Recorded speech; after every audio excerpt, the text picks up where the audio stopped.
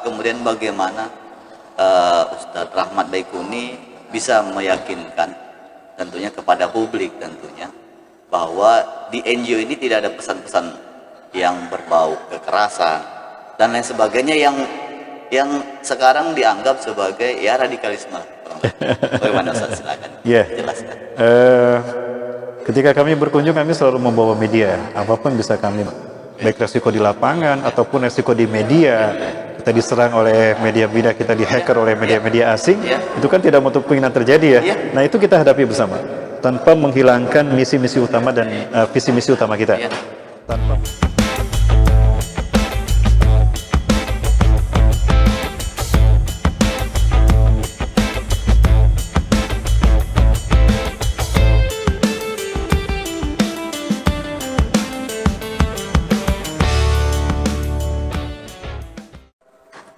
Bismillah, Assalamualaikum warahmatullahi wabarakatuh. Waalaikumsalam warahmatullahi wabarakatuh. Selamat pagi rekan-rekan semua, khususnya subscriber atau viewernya Studio Madrasah Aliyah. Kali ini kita kedatangan tamu jauh-jauh dari Jawa Barat, Ustadz Rahmat Baikuni. Alhamdulillah pagi ini sudah menyelesaikan kajian subuh bersama masyarakat Pulau Kecil di Masjid Al-Ubudiyah. Ya, langsung saja saya perkenalkan Ustadz Baikuni. Selamat pagi Ustadz. Assalamualaikum. Waalaikumsalam warahmatullahi wabarakatuh, Ustadz. Terima kasih sebelumnya Ustadz sudah datang ke kampung kami. Amin, sama-sama. Iya, tidak pernah terpikirkan sebelumnya mungkin.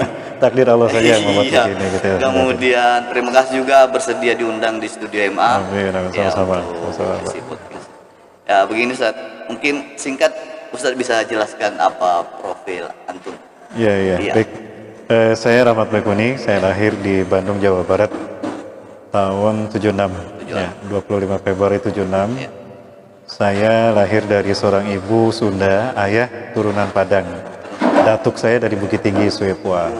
Jadi ada darah Minangnya, Minang Sunda. Saya menempuh pendidikan di Bandung, Jawa Barat, SD, SMP, SMA. Kemudian cita-cita saya menjadi dokter, tapi tidak lulus masuk ke kampus.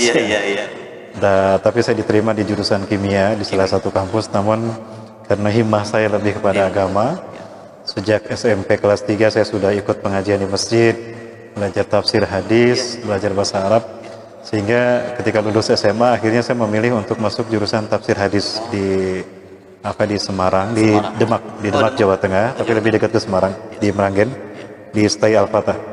Tahun 98 kami kembali ke Jawa Barat. Saya berkhidmat di sebuah pesantren, di pesantren Al-Fatah di Sumedang. Saat itulah kami bersinggungan dengan para ulama Palestina. Kami bertemu dengan syekh-syekh dari Gaza, dari Hamas, dari Izzuddin Al-Qassam, dari Jihad Islami, bahkan orang-orang Fatah. Karena memang kedutaan besar Palestina Indonesia ini kan dari Fatah ya, berbeda dengan Malaysia. Kalau Malaysia itu Hamas. Tapi bersama pergerakan yayasan ini, sambil saya mengajar di madrasah, saya ikut aktif di sebuah NGO yang mana NGO ini dibangun atas kerjasama para negara-negara yang siap memerdekakan Palestina dan merebut Al-Aqsa dari Yahudi. Tahun 2006 kita mendapatkan kesempatan hadir di Turki, Istanbul, mengikuti konferensi dunia, tapi saya tidak hadir, itu guru-guru kami yang hadir. 2007 Alhamdulillah Indonesia mendapatkan kesempatan mengadakan konferensi itu, kehormatan dari OKI. Itu kami adakan di Wisma Antara Jakarta. Saya mewakili Jawa Barat hadir di sana. Ada beberapa negara hadir dan negara itu sepakat membangun sebuah NGO kerjasama dunia untuk membebaskan Palestina dan mendesak PBB memberikan hak kemerdekaan pada Palestina dan meminta Israel untuk hengkang dari Palestina seluruh titiknya, mulai dari ujung West Bank sampai Gaza. Alhamdulillah AWG ini kemudian hadir dan saya termasuk pengurus di Jawa Barat waktu itu. Sejak 2007 sampai 2014 itulah saya ikut mulazamah dengan guru-guru kami di Gaza University. Ada Syekh Mustafa, ada Syekh Abdul Rahman, ada Syekh Ali Yaqub Al-Abbasi, ada Syekh Yusuf Abu Sunainah, Syekh Abu Bakar Al-Awabidah. Namun kami tidak bisa belajar seperti kuliah biasa ya, karena dosen-dosen kami ini orang yang dicari Israel. Oh, orang yang Jadi dicari kadang kami dari satu tempat ke tempat lain, kadang mereka yang ke Malaysia, kami yang datang ke Malaysia, atau kami bertemu di Masjidil Aqsa, lalu di situ kami sejam 2 jam kami dialog, kami belajar, lalu kami bikin beberapa tulisan. Begitulah cara kami belajar tentang Palestina bersama mereka. Kemudian saya dulu sempat mengajar di sebuah SMA, mulai dari SMA itu berdiri 2003 sampai 2014, mulai dari guru honorer sampai wakil kepala sekolah ya. Di Jawa Barat? Di Bandung, Jawa Barat. Oh, iya. Di Bandung, Jawa Barat, dan sekolah ini sudah menjadi sekolah favorit. Pertama lulusan itu 22 orang, 22 orang. semuanya masuk negeri, 11 masuk ITB, Sebelum masuk ITB. ya, 5 UPI dan tersebar yang lain. Hanya 2 yang tidak ikut ujian karena memang mereka bekerja. Nah, dari situ kemudian kita mencoba membangun sebuah konsep pendidikan yang berbasiskan IT, namun memiliki landasan iman Islam yang kuat, iman dan takwa. Nah, namun saya tidak bisa lama bersama dengan sekolah ini karena 2014 saya harus totalitas di dakwah dan NGO ini. Beberapa NGO sempat saya ikuti sambil saya membawa beberapa jamaah berangkat ke Palestina. Kita ke West Bank, kita ke Masjidil Aqsa, orang ke Al-Quds, orang Israel menyebutnya Yerusalem. Ya, hanya saja memang ada peraturan. Kalau kita ke West Bank, kita bisa kemana saja. Mau ke Ramallah, Bethlehem, Jenin, kemudian ke Al-Du, ke Al-Khalil Hebron, ya, ke Ariha atau Jericho. Tapi tidak bisa ke Gaza. Karena Gaza ini satu-satunya wilayah di Palestina yang belum dikuasai Israel. Adapun West Bank itu terdiri 11 provinsi yang sudah dikuasai Israel. Nah, kalau kita ke Gaza, maka 5 tahun kita tidak bisa ke West Bank. Karena nanti paspor kita ada Gaza, cap Gazanya, Israel nggak mau. Nah, kita udah disebut di sampel, di blacklist teroris saja. Oh, gitu ya. Maka sejak saat itu kami coba konsen di West Bank. Nah, kami di NGO ini mensosialisasikan tentang kondisi Palestina sesungguhnya dengan data-data yang seperti tadi kami perlihatkan. Apakah itu kejahatan mereka, kejahatan kemanusiaan Israel pada muslim Palestina, mulai dari penculikan anak-anak, pembunuhan para gadis, dan pembantaian kepada sekolah-sekolah yang tadi kita lihat, atau kepada masyarakat sipil. Tujuannya adalah untuk mengetuk hati nurani manusia di dunia dan mendesak PBB agar memberikan hukum pada Israel agar segera keluar dari wilayah Palestina. Itu saja sebetulnya yang kami inginkan. Menarik dari NGO tadi, sebenarnya kami menangkap satu, apakah kemudian bagaimana Ustadz Rahmat Baikuni bisa meyakinkan tentunya kepada publik tentunya bahwa di NGO ini tidak ada pesan-pesan yang berbau kekerasan dan lain sebagainya yang sekarang dianggap sebagai ya radikalisme. Bagaimana Ustaz, silakan jelaskan. Ketika kami berkunjung, kami selalu membawa media. Apapun bisa kami bawa media untuk kami dokumentasikan kunjungan kami di sana, karena memang murni kegiatan kami adalah sosial kemanusiaan. Ya, kita mencoba memberikan bantuan kepada mereka yang terdampak dari kekejaman agresi Israel. Kemudian kita coba kumpulkan dana di seluruh dunia, kita coba buat recovery, kita bikin shuttle untuk mereka di penampungan-penampungan ya. Dan ini sebetulnya kami bukan hanya Palestina, kami juga pernah nempuh ke Suriah. Sampai di Latakia itu ada pabrik roti dari saudara-saudara kita dari Indonesia ya. Itu kerja dari saudara-saudara kita misi medis Suriah. Yang kemudian datang ke Bandung, ketemu dengan kami bikin sebuah NGO. Lalu dari situ kita coba sosialisasikan lagi bagaimana nasib saudara-saudara kita di Timur Tengah. Misi utama dari kita NGO ini, kenapa kami bergulat di sana, adalah pertama menunjukkan bahwa ada suatu kezaliman yang telah terjadi dan itu dialami oleh umat Islam. Sementara media-media Barat mencoba mengcover itu semua, menutup kejahatan bangsa-bangsa ini, sementara bangsa yang dibantai itu dikatakan teroris. Jadi mereka beralasan kami memerangi teroris, padahal itu tidak ada. Itu bohong. Itu framing media saja. Kita tahu media punya mereka. Coba media mana di dunia yang tidak dipunyai oleh mereka? Semuanya, BBC, NBC, CNN, semuanya otomatis menjadi humasnya mereka. Sehingga korban pembantaian mereka itu justru menjadi pelaku, menjadi terorisme. Itu stigma buruk, itu framing mereka di media.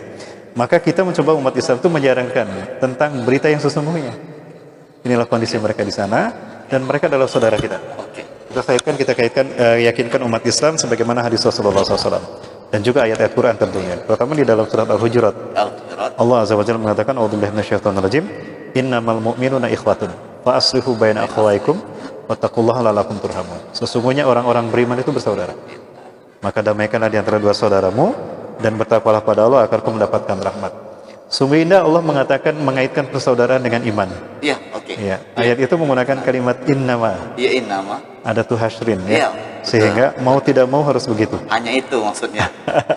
Jadi sehingga para ulama indah memberikan penafsirannya bahwa ayat ini mengandung isyarat idza intahatil ukhuwah intahal iman. Oh, Apabila persaudaraan di antara Hadis. orang beriman putus, Ya, putus. putus pula iman putus mereka. pula iman mereka. Jadi ayat ini memberikan sebuah penegasan. Jika mau disebut beriman ya harus bersaudara. Ukhuwah. Harus berukhuwah. Ukhuwah. Kalau berpecah belah ya bukan hilang iman kita. Hilang. Ayat sungguh indah ayat tadi.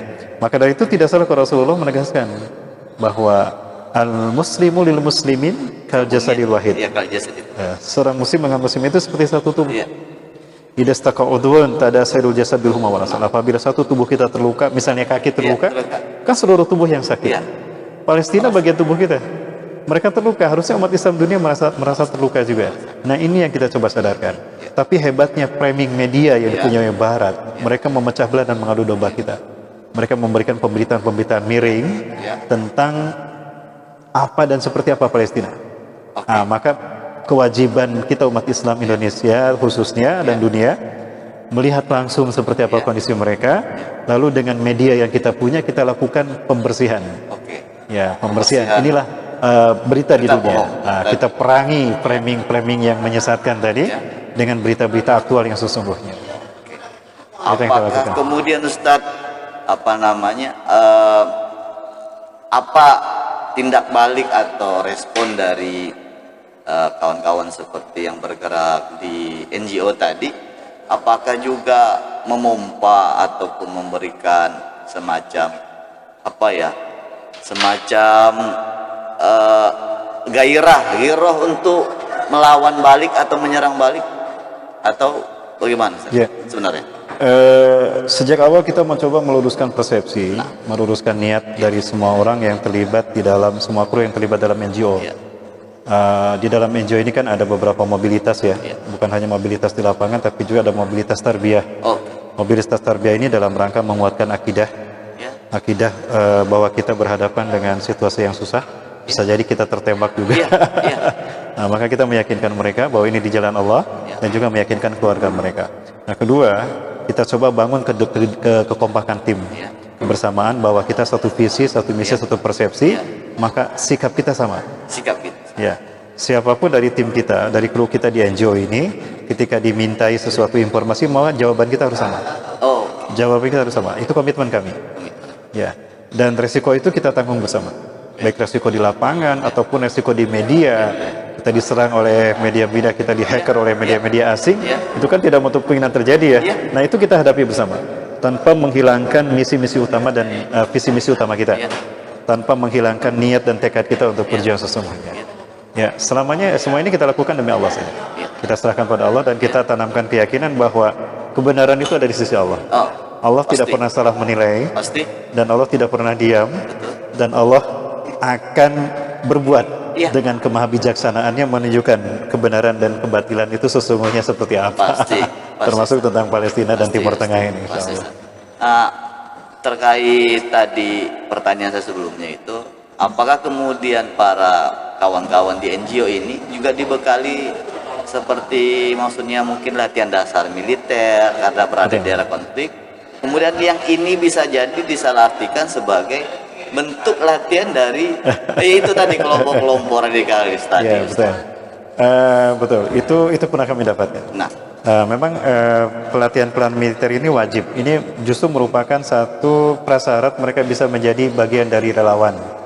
Salah satu prasyarat mereka menjadi volunteer adalah mereka lulus uji militer. Uji militer. Ada. Memang syaratnya di situ. Ada syaratnya, karena bukan hanya meliput, bukan hanya mendokumentasikan, tapi jika harus berjuang ya harus berjuang.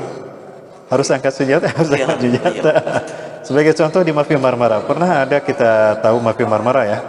NGO seluruh dunia dan juga para wartawan seluruh dunia dari seluruh Eropa bukan hanya umat Islam, ada orang Kristen bergabung dalam satu kapal kemanusiaan yang bernama Mafi Marmara. Mafi Marmara. Mafi Marmara. Nah, kita difasilitasi oleh Erdogan Dan Turki ini sebagai negara Islam di Eropa yang terkuat, ya Eropa Asia, Ya. yang menjadi mediator untuk sampainya misi-misi kemanusiaan baik ke Suriah ataupun ke Palestina. Sehingga Turki melegitimasikan donasi ini dalam dua lembaga resmi. Ada IHH, ada ATA. Nah, maka siapapun yang ingin bisa masuk ke Suriah, ke Palestina misalnya, atau ke Gaza, ini bisa melalui dua lembaga resmi ini. Yang IHH sama ATA tadi itu apa kalau bisa lebih Ini rinci, adalah Ustaz? baik IHH ataupun ATA adalah dua NGO Ya. yang menjadi penampung semua bantuan dari seluruh dunia yang langsung dalam pengawasan Turki. Ya. Langsung Erdogan yang mengawasi. Langsung Erdogan Nah, jadi ini lembaga resmi, NGO Lembaga resmi. NGO Nah, resmi. jika kita bisa melalui mereka, alhamdulillah kita mudah. Mau ke Suriah, di Suriah pun mau ke Idlib, mau ke Raqqa, mau ke Latakia, mau ke Homs, itu Turki mengcover. Turki mengcover. Nah, dan itu di-cover oleh Erdogan. Karena Erdogan ini memang punya komitmen yang luar biasa untuk perjuangan Islam dan kaum muslimin, terutama untuk power kayaknya, Ustaz. Wow, luar biasa. Oh, luar biasa. Ya, sangat bangga sekali jika kita punya presiden seperti Oh Erdogan. iya, harapannya Ustaz. Harapannya Ustaz. Kita punya dedikasi jati diri, kehormatan dan kedaulatan itu terlihat. Nah, itulah Turki. Nah, sayangnya umat Islam ini tidak dibikin seperti Erdogan pemimpinnya. Iya. Dikebiri lah. Iya, dikebiri. Sehingga ini menjadi kesulitan bagi kita untuk bisa memiliki power dalam berjuang kita di lapangan. Andai kan ada kekuatan seperti ini di Indonesia, bisa jadi Indonesia langsung bisa diakui. Nah, agar kita tidak dicap teroris dengan kegiatan-kegiatan kita, maka kita undang. Kita terbuka, kita audiensi dengan para pejabat, kita audiensi dengan pihak pemerintahan. Bahkan kita minta izin untuk bisa presentasi tentang ini di lingkungan mereka. Lalu kita undang beliau, bisa bupati, lalu kita dokumentasikan, lalu kita publish. Nah, ini menunjukkan bahwa kita tidak ilegal, bahwa kita legal, kita ada bawah pengetahuan pemerintah. Maka dari mana sisi terorismenya? Ya, lawang kita mereka pergi kegiatan kemanusiaan. Oke, Ustaz. Itu barangkali.